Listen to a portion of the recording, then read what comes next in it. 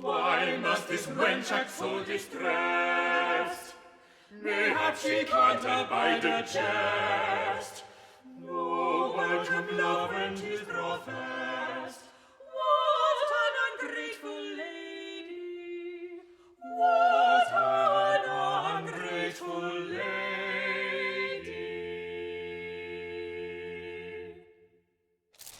Good day, Mistress Lanier. Pray, come in and take comfort by the fire. The wind is fierce and cold this day. Did you see him this time, Dr. Forman? He did it again. He ran off the moment he saw me. See who, madam? Your patient, Signor Ferraro. Ah, verily? Indeed, I was expecting him to come for a consultation this day. But he changed his mind and ran off, you say. How very mysterious. Truly, 'tis as if all men are determined to use me ill. Surely not all men, madam. I, for one, remain most devotedly at your service. Indeed. It does seem that I must beseech your pardon. For some years ago you rightly foresaw in the stars that my alliance with Mr. Shakespeare would end in theft and deceit, but I would not heed you. I have been a fool, Dr. Forman. My dear lady, I do not need to read the stars to see that something grave has befallen you. Pray, tell me what it is. Yesterday I did meet with Mr. Shakespeare to discourse upon our new play, which is to open this week at the theatre in Shoreditch. But though I was determined not to confront him about the sonnets he wrote about me, 'twas difficult to hide the heaviness I did feel in his company. I can well imagine, madam. So then, well, he remarked upon my dark humour. To wit, he said to me, "Amelia, your pretty brow does furrow, so I will kiss it smooth." And I sense that you did not receive this well? Indeed, I did not. Forsooth, I was so enraged by this, I reversed my flagon of ale full over his head. Ah. Whereon he rose from his stool, declaring I was the most ungrateful and unworthy wench in all of Christendom, and then he flew out of the tavern like a bat from out the gates of hell. A most vivid image, and no doubt most apt. Men who work in playhouses are prone to indulging in such melodrama, of course. Why so many ladies care for such men in preference of those employed in solid, stable professions, I shall never understand. And if only that were all. For this morning I saw a bill advertising our play posted on a wall in my street. It bears his name and not mine. Verily? Surely not. Mayhap there has been some error made. Nay, Dr. Forman, 'tis no error, for I rushed to the theatre to see what was amiss, but I was refused admittance. Indeed, the player who came to the door denied all knowledge of my collaboration on the play. Methinks Mr. Shakespeare is exacting his petty vengeance upon me for rejecting his sly suit by denying me credit for my work, and he means to deal with me by pretending I do not exist, as if I were a ghost. Or is it he who has become the ghost? In truth, I am not yet sure how that metaphor should work. What monstrous perfidy!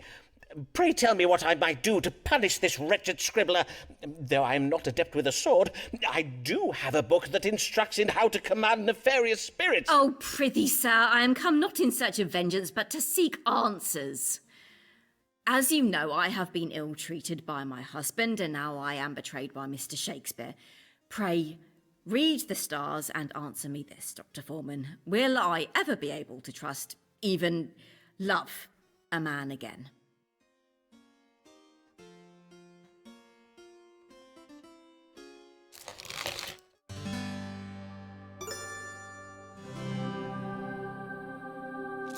To your question of whether there yet be a man in this world worthy of your trust and affections, forsooth, I have never seen an arrangement of stars that speaks so clearly. Verily? Then pray tell, what answer does it give? My dear lady, the answer you seek need not be divined by reading the stars. It may be read in the signs you see before you now. To wit, the answer you seek is right in front of you. I am afeard I do not follow, Dr. Forman. 'Tis your feather quill, a half-eaten apple, your desk is a little untidy, and I must confess the symbolism in Flemish still-life painting has always quite confounded me. Take a skull, for instance. What sense does a skull make alongside a bowl of... Below.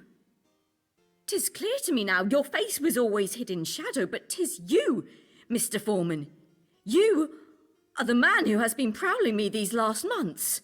Dearest, loveliest Amelia, allow me to profess to you my undying admiration for your charms, which are not insignificant. God's womb et tu, Dr. Forman. Fie, you of all men to betray me thus. But 'tis true. I now see the answer.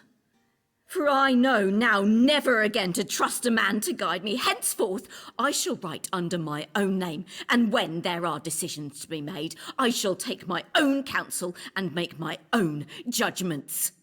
Farewell, Dr. Forman, and clean your desk. Verily, 'tis quite disgusting.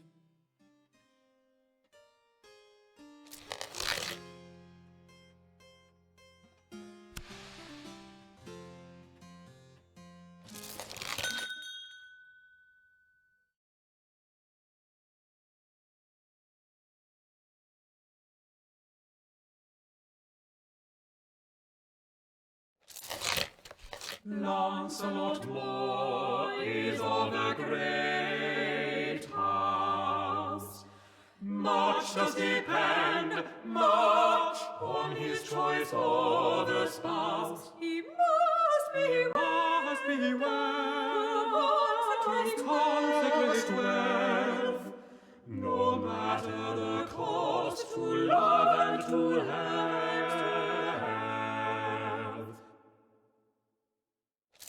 Good day to you, young sir, and well met. You are Lancelot Moore of Middlesex, are you not? What an honour it is to welcome a son of the great house of Moore to my humble consulting chambers. 'Tis indeed I, Lancelot Moore.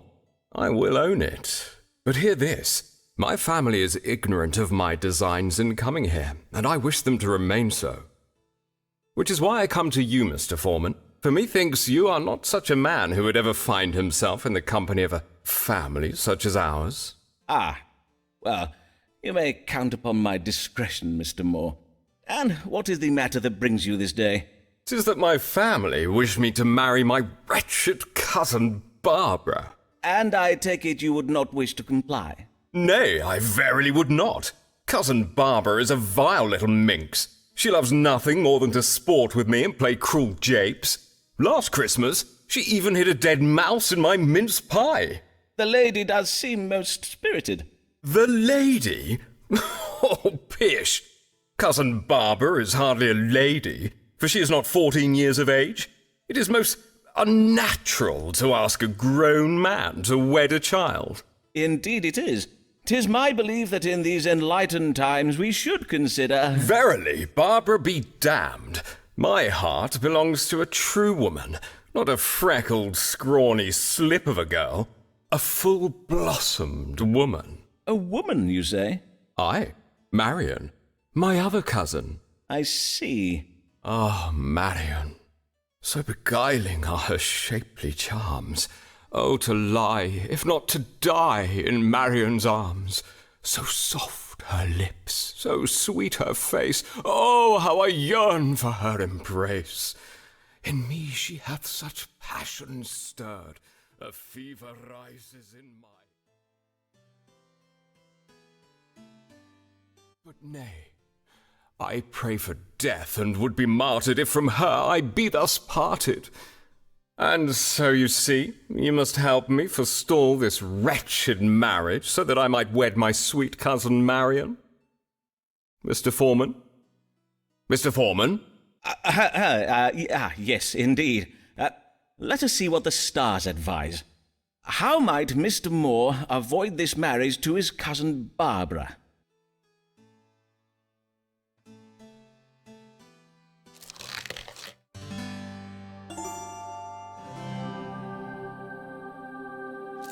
It is apparent you do not wish to marry your cousin Barbara, but have you considered whether she wishes to marry you? Nay, but I cannot think why she would not want to marry me. I am exceeding eligible. Aye, doubtless you are, Mr. Moore. But do you not think her unkind japes may indicate she harbours some degree of malice towards you? Mayhap you are right. I did find a toad in my bed Thursday last. 'Tis as if Barbara were possessed by a demon. Very possibly. And thus possessed, she may be distracted and not wholly aware of your, fine qualities. I advise you to simply bide your time, for the stars suggest she is a cunning maid who plans to thwart the marriage using a method of her own devising. Verily? Then I will leave it all to Barbara, as you advise. But it shall be on your head if I'm forced to marry her, Mr. Forman.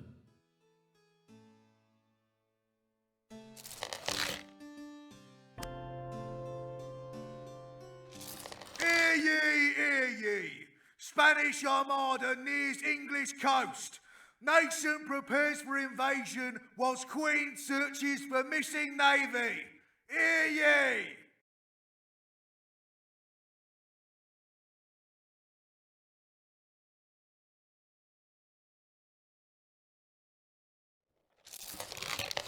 Wench, be sure to marry, lest ye be branded a witch. If Mary sees you keeping cats against you, she will snitch. Beware of Mistress Mary Payne, she is a nosy fa. La la la la la la la. Blessed even, Dr. Forman. Mistress Payne, what brings you in such weather? 'Tis most dangerous to be about in it. Oh, it takes more than a little wind and rain to forestall me from doing the Lord's work. Besides, foul weather is naught but God's righteous vengeance upon London for the sinful debauchery of its inhabitants. Verily? Then I dread to think what northerners get up to of an evening. Pray heed me carefully, Dr. Forman, for 'tis on a most pressing matter that I am come. Doubtless you have heard the news. The Spanish Armada does sail once again towards England's shores. It seems this latest Armada was most unexpected. Well, as 'tis oft said, no one expects the Spanish Armada. 'Tis very grave this time, for I have heard tell that our own warships are far away at sea, and with our coasts undefended, a Catholic horde may soon be sailing up the Thames to slay us all. Aye, our situation is most grave indeed. But what would you have me tell you, Mistress Payne? I wish to know whether the English fleet will arrive home in time to defend our shores, or might we ordinary folk be compelled to take up arms to defend ourselves? Dr. Forman, are you ready to beat off the Catholics, come what may? Am I ready to beat off the... Prithee, madam, let us pray the need never arises. Perchance the stars will offer us some reassurance. Will the Royal Naval Fleet return home in time to defend England from the Spanish Armada?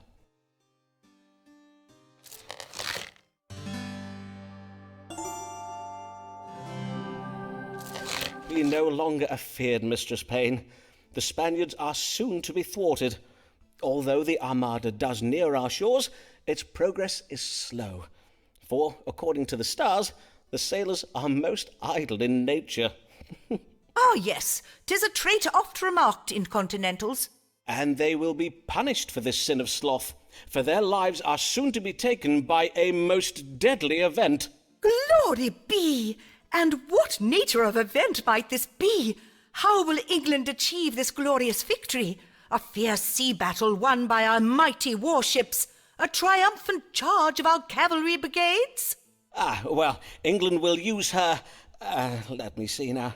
Yes, these southern continentals will be struck down by England's most terrifying weapon of all, our lamentable weather. Batten down your hatches and wrap up warm, Mistress Payne. A violent storm is coming.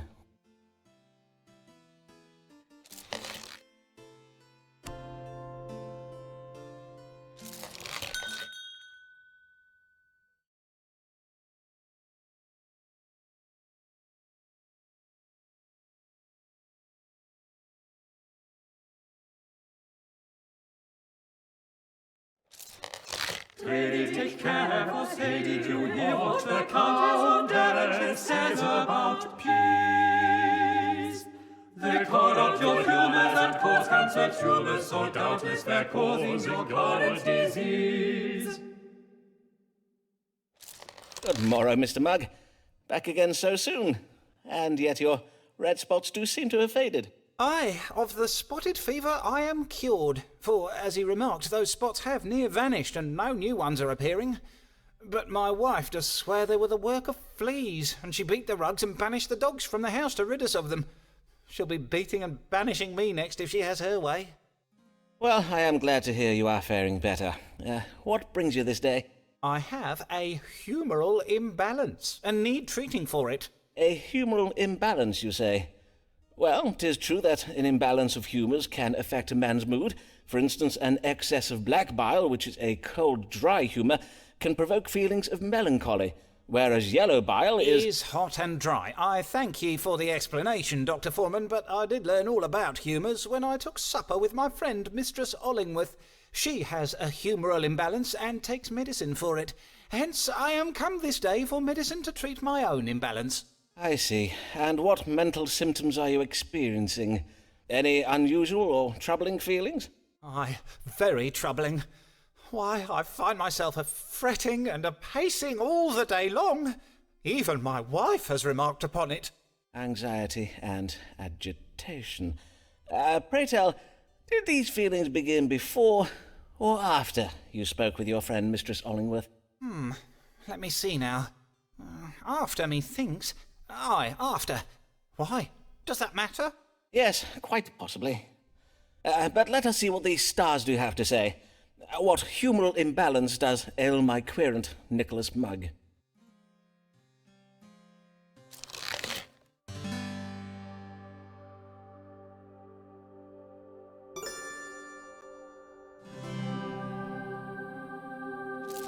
Have you a diagnosis yet? This day I am to dine with Mistress Ollingworth, and I wish to tell her all about it. Aye, 'tis done. You have a choleric temperament, brought on by a minor imbalance of yellow bile. It does often induce feelings of irritability and impatience in the sufferer, and in severe cases it can provoke outbursts of anger. I see. How verily interesting. We must counter the excess of this hot, dry humour with wet and cooling elements. Take this powder of violets and salt and boil it in some water. Then you must drink the infusion once it is cooled. I thank ye for this medicine, Dr. Forman. But may I trouble you for twice the dose of it? For if the symptoms be what you say, I think my wife had best be taking it as well.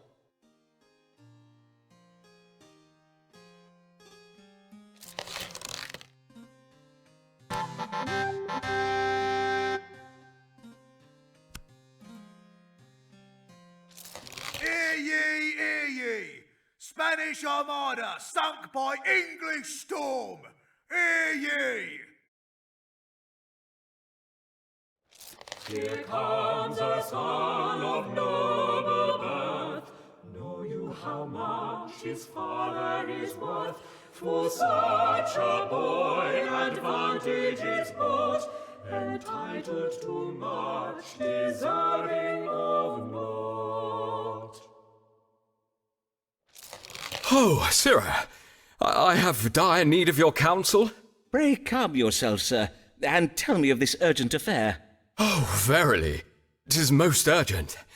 A fair maiden has my heart, a maid with hair of shining gold and eyes so blue the finest sapphires grow pale with envy. But she is a most pious and demure in nature, and has many other suitors. How might I win her favour? Golden hair? But in our last consultation... let me see here in my notes. Yes, you told me your heart belonged to a maid with hair of onyx black that doth make the finest ebony go grey with envy. You mean my cousin Marion? Pish! That was naught but a childish fancy. I bid you, Forman, pray focus on the matter at hand, for if you do not help me win my true love's favour, my bursting heart will tear asunder, my soul will wither unto... Aye, as you will. Let us see what guidance can be had from the stars. How may Lancelot Moore win the heart of this golden-haired maiden?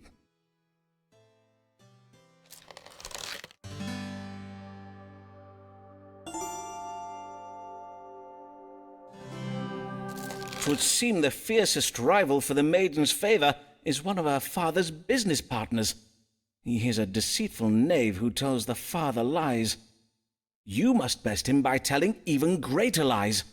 Tell her father you are much wealthier than you verily are, and he will surely favour your advances. A father's business partner, you say? But is he not? Oh, God's teeth! The man is her uncle. If he seeks to wed his niece, I do not think it right. Fie, 'twould be very wrong. I will go to her father and tell him it is better he favour me than bestow his daughter's hand on his own brother. I bid you good day, Forman, for it is most urgent that I deliver the poor girl from such an unnatural fate.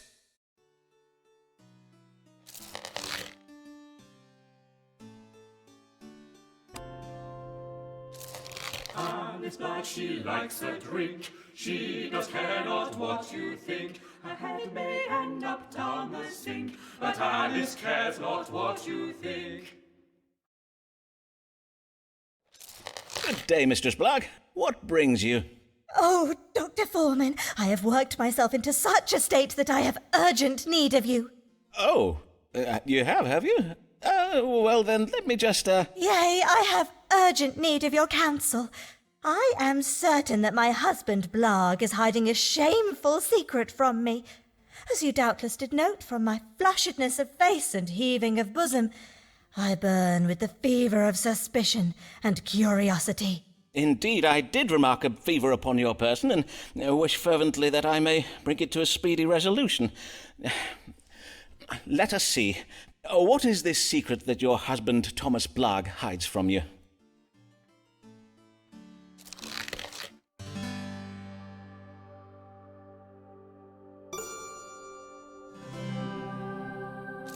I fear the secret your husband hides is a sudden transformation from wealth to pauperdom, for he has been careless with your family's finances by making a series of bad business investments.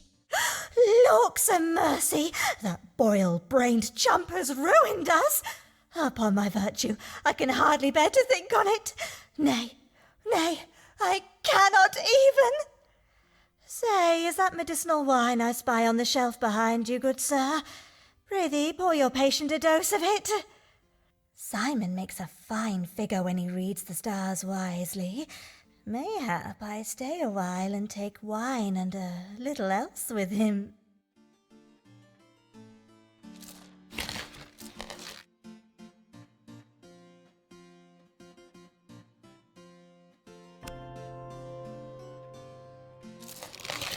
Alas, for little Anna, such sorrow she has borne, since she was made a lady.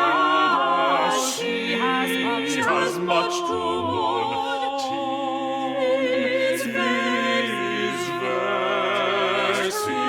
'tis trying.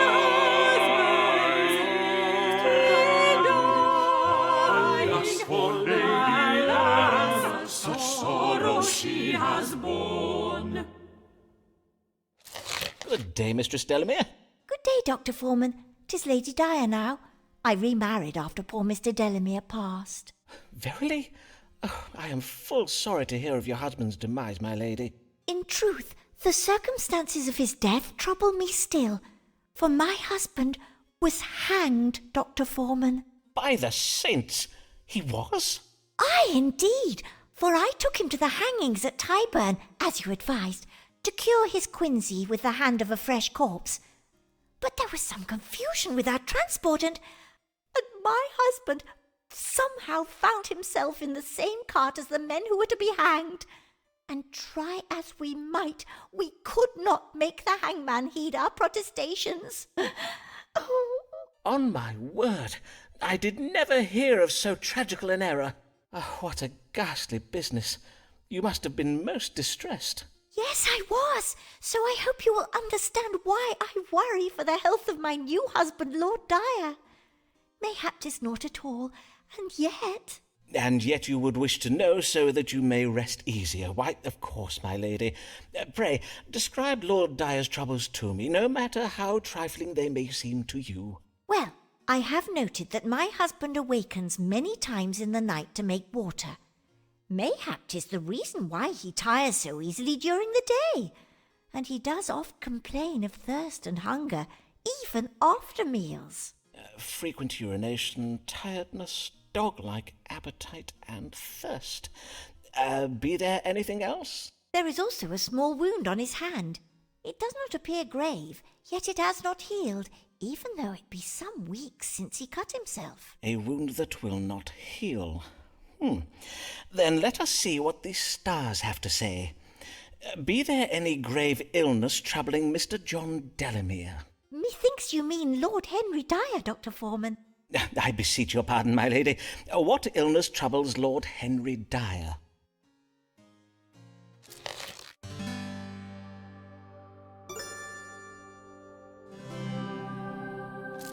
It would seem Lord Dyer suffers from the diabetes. 'Tis a grave case of it, I am afeard. God mend me. Then how am I to keep my husband from dying of it? Well, the consumption of lettuce seeds and barley water can help, and you must not allow him to take honey or sweetmeats. In truth, I am a little concerned about the wound on his lordship's hand, though it be minor. 'Tis the diabetes that prevents it from healing. Oh, then what should be done about it? Take Lord Dyer to a barber surgeon, where he may have leeches applied to his wound. This will draw out the corrupt blood to hasten the healing.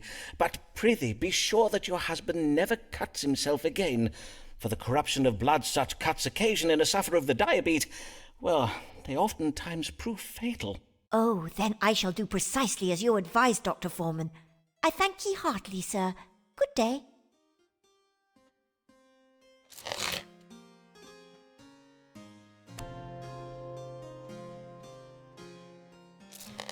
Here comes Avis Allen, she must have fallen still. Why else would she have come here? Mayhap she's gravely ill. Good day, Mistress Allen. I hear a child was lately born to you. I trust he is well? Yes, indeed. God has favoured us with a healthy boy. He is a true blessing to Mr. Allen and me. And we pray he remains so. That is, that this child remains in good health. And as I do ail of something, normally I would not have come, but methinks 'tis best I am treated, for the sake of Marmaduke, lest he take ill from me. I see. Then pray describe your troubles to me, Mistress Allen.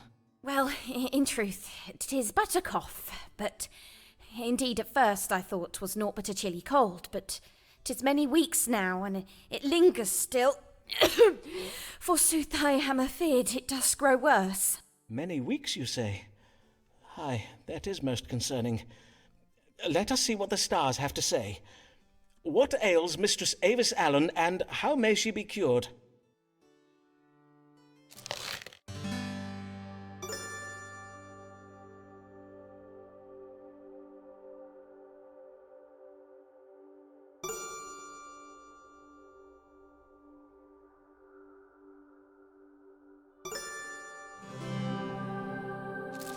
Before I complete my judgment, madam, I must ask a question of, medical relevance. Who is the true father of your... God mend me, Simon! You would plague me with your suspicious fancies even now, in my very hour of need. Have you no thought for my son and my... I am full sick of your jealous delusions. Oh, verily, I should never have come. I will bid ye good day now, Simon. But would you not wish to know what ails you? I indeed, I would. Which is why I will be finding myself another doctor.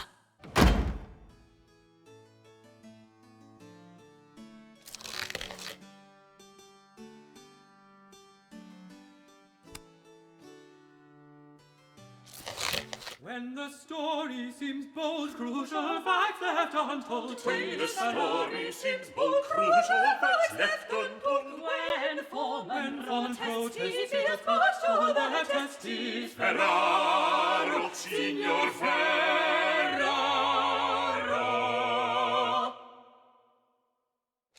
Good day, Signor Ferraro. How may I do you service? How may you do me service, huh? 'Tis a question, is it not? I do hear you offer many different services, not just in medicine, for you are a dottore of a special kind, one who gives answers to all the problems, see? Forsooth, 'tis true, signor. In my practice, I endeavour to treat the whole man, mind, body, soul, the location of his missing household items. All are connected at a holistic level. I take it this time you are come about a problem that does not pertain to a bodily complaint? See, 'tis my mama. She does worry night and day. She say, Ricardo, you must go to the wise man who reads the stars and have him tell you what your future holds. I say, Mama, if it'll make you happy, I will go to Signor Forman and ask him. I see. And is there any particular reason for your mother to be thus concerned? Be you faced with some kind of imminent danger? A particular reason, you say? Nay, signor, she needs no reason to worry. Mia madre is an Italian, mama. Ah, yes, of course. You see now, She is not like these London mamas who make the children live in a cupboard with the dog. Well, then, mayhap the stars might offer your devoted mother some comfort. What does the future hold for Riccardo Ferraro and his mother?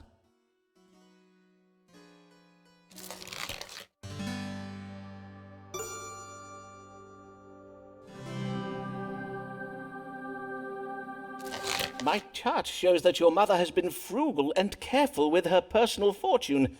As a result, you are due to receive a fine inheritance upon her death. How lovely. But beware. This story has a twist, does it? Aye, you are in danger of having your inheritance stolen, for your mother has begun a relationship with, yes, a hypocritical young man. He professes to love your mother, but in truth, 'tis but her fortune that inspires his ardour. Ha! What a fruity tale you tell! Verily, you might sell these ridiculous stories of yours to William Shakespeare. Well, as a matter of fact, Mr. Shakespeare does oft come seeking my... Look at you, sirrah, a charlatan who would call himself a doctor. You are naught but a pretender. Fie, sir! It is you who are the pretender, for 'tis clear you are not the merchant of Venice you pretend to be. Who are you? What is your true name, sir? You will know it in time, sirrah, for we shall meet again. I bid you good day, Doctor Forman.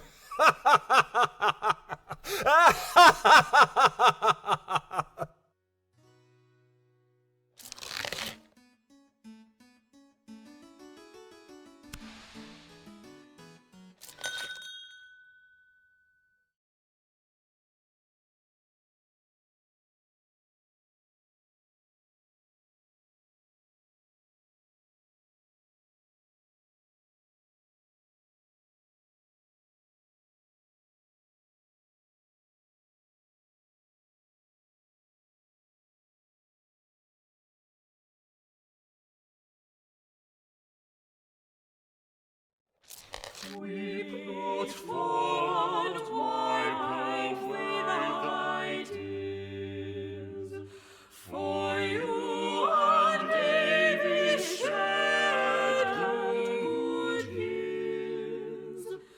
Waste no more hours on earth and shame. 'Tis time to find someone to blame. But why did you not let me save you, Avis? Why did you entrust your precious life to another doctor? An ignorant impostor who knows not how to read the stars to judge an illness. Oh, my beloved Avis. Why did you die before I had the chance to...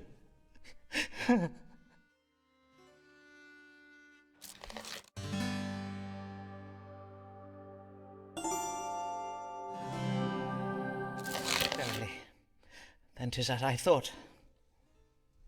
My Avis was a victim of London's corrupt medical establishment.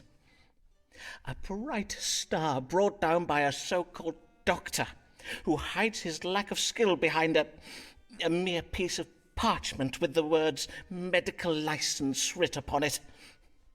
A qualification granted him by men of the College of Physicians with whom he doubtless went to school. Fie upon the lot of them! May God punish that band of quacksalvers for the suffering they have wrought, and if not God, then why? I shall avenge you, Avis. Mark me, my dearest love. I shall make those doctors pay for their crimes.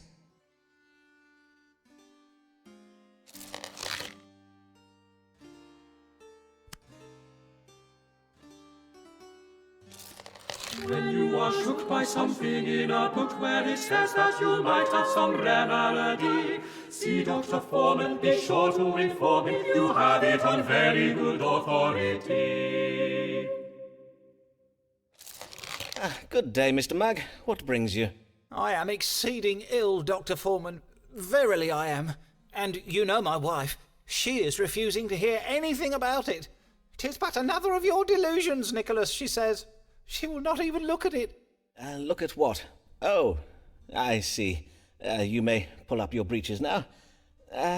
Pray let me examine you more closely. Raise your chin, if you please. Now, loosen your garter and remove your stocking.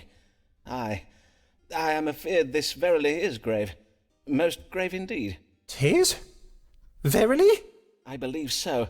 But we must have it confirmed by the stars. Let us consult them now. What explains these swellings that have arisen on various parts of Nicholas Mugg's body?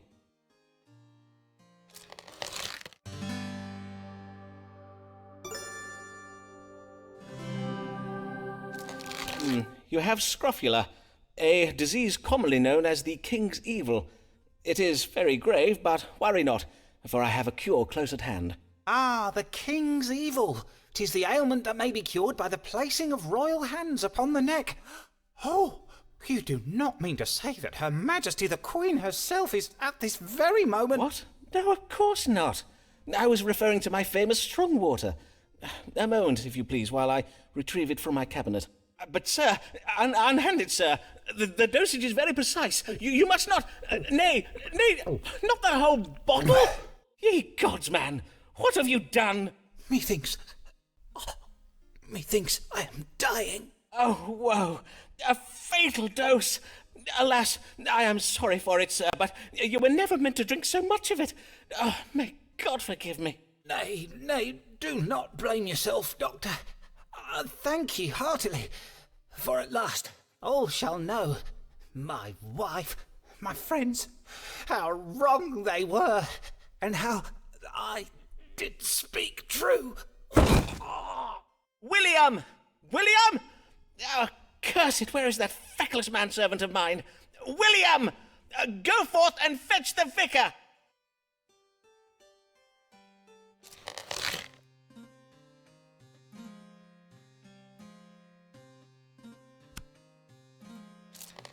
Mr. Forman, you have been called before this assembly of the College of Physicians to answer the charge of practicing medicine without a medical license. What have you to say in your defense? Would you deny practicing medicine, sir? Why, no, I would not deny it. My practice is well known. Indeed, since I helped cure the plague of '92 with my strong water... Then you admit you have committed this most grievous offence. Ah, well, 'tis true I'm not technically licensed, but I fail to see how... You fail to see? Then permit me to enlighten you, sir. A medical license assures the residents of London that a physician has the necessary education and skill to treat them. By practicing without qualification, you have not only broken the law, you have endangered the lives of your patients. Indeed, we have received reports that a man by the name of Nicholas Mugg, a wig-maker of Silver Street, has lately died under your care. Aye, well, that was most lamentable, but not my fault, sir. Mr. Mugg took a far greater dose of my strong water than I advised him to. He chose the dosage himself. In truth, one might say that the cause of death in this instance was, well, Nicholas Mugg practicing without a medical license. Silence, Mr. Forman! Your impudent japery may well be suffered by your patients, but it will not be tolerated here. I do apologize, Mr. Smith. Besides the death of this patient, we have gathered ample evidence of your malpractice, Mr. Forman. Indeed, we have had this illegal operation of yours under observation for quite some time. 'Twas you, Riccardo Ferraro, the merchant from Venice. All along he was you, Richard Smith, the Queen's royal physician. Then I take it, Mr. Smith, you were unsatisfied with the medical care I gave you? Sir, we are well aware of your occult practices. What you so boldly call medical care was naught but advice conjured up by means of dark magic. You have no understanding of physic or astrology. But my knowledge of both physic and astrology is unparalleled. If that is so, then doubtless you will happily submit to having your knowledge examined before this assembly.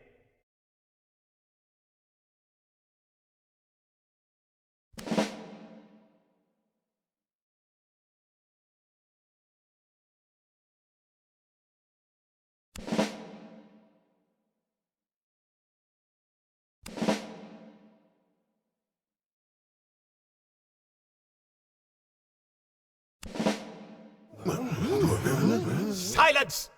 Simon Forman, it is apparent your answers were given to you by demon spirits that you have been communing with under the table.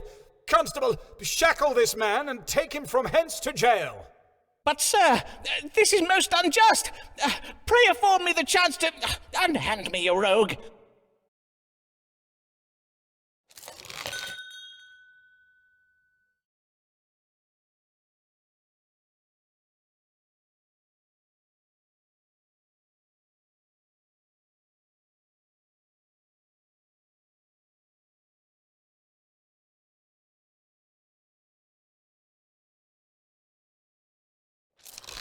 Alice Black, she feels no shame, and forsooth is she to blame. If we were her, we'd do the same. Alice Black, she feels no shame. Good day, Mistress Blagg. Before we start, I must thank you for having used your influence to help me resolve my recent Say difficulties. nothing of it. Those doctors and their college of physicians. Naught but a band of piss-pot sniffing bullies, so they are. Besides, I needed you out of prison so that you might read the stars for me. I see. And what would you have me advise you on? What know you of Richard Bancroft, the Bishop of London? Not much, in truth. But I did attend the Easter service at St. Paul's.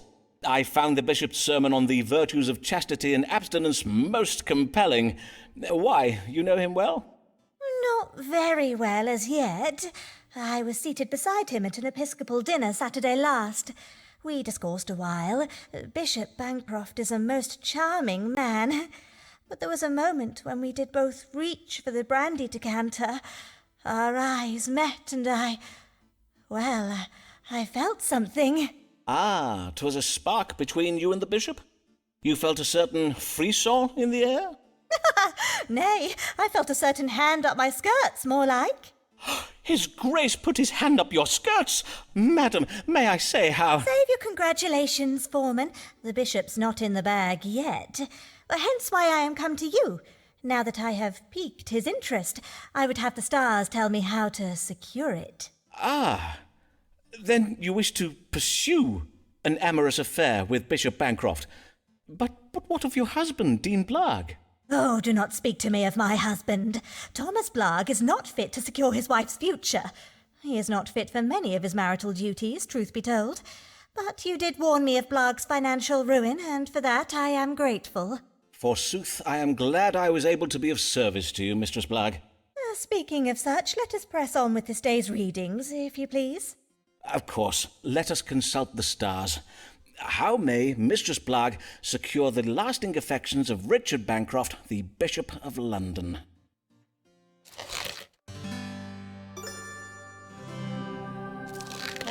The stars suggest a most ingenious plan for ensnaring the bishop, Mistress Blagg. Oh, verily? Aye, 'tis most cunning. First, you must offer him your tender favours, and then, several weeks following this encounter, you must go to him and tell him you are with child. If the bishop be a man of sentiment, the news will doubtless make him feel bound to you. I own that such a ruse could work. 'Tis hardly ingenious, though, is it? Half the mothers in London give their daughters such advice. Do they indeed? Well, there is more. The stars suggest you will find occasion for such an encounter while the bishop is away from home on business. Mayhap you arrange a discreet assignation for his next visit to the Archbishop's palace in Lambeth. On my honour, that is not a bad idea. In sooth, I think it may do very well. For as 'tis oft said, that which does occur at Lambeth Palace does bide at Lambeth Palace. Indeed. How very intriguing. Pray tell me of these goings-on at Lambeth Palace.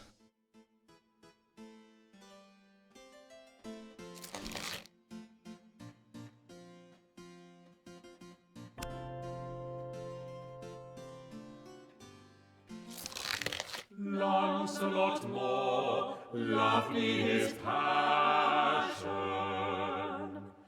lacking in mind, fulsome in fashion, the unwise truths cause him much hurt, he yet persists in chasing the sturt.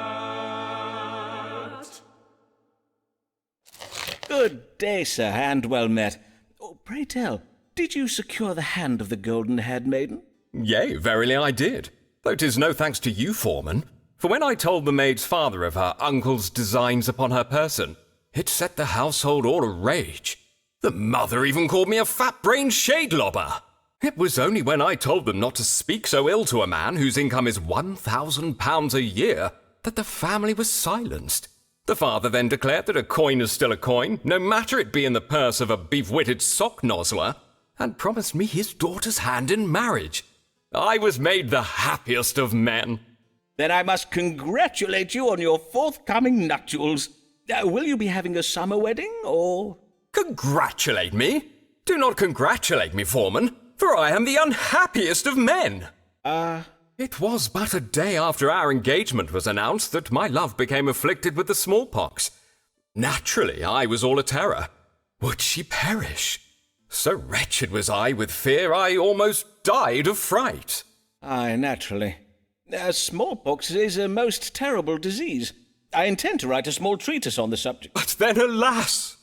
Fate struck the cruelest of blows upon my soul. Oh, verily.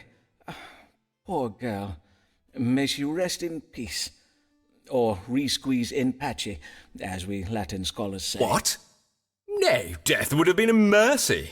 For once cured, the maid arose from her sickbed bearing hideous scars.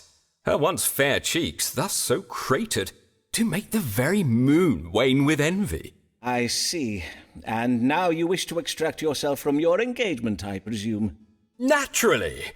But her brother and father are fearsome men with a taste for rough sport, and her mother's tongue is as sharp as a barber's blade. I worry that my breach of promise may be taken ill. Then let me see if I may fathom the family's reaction from the stars. What will become of breaking your engagement to this once fair, now pox-scarred maid?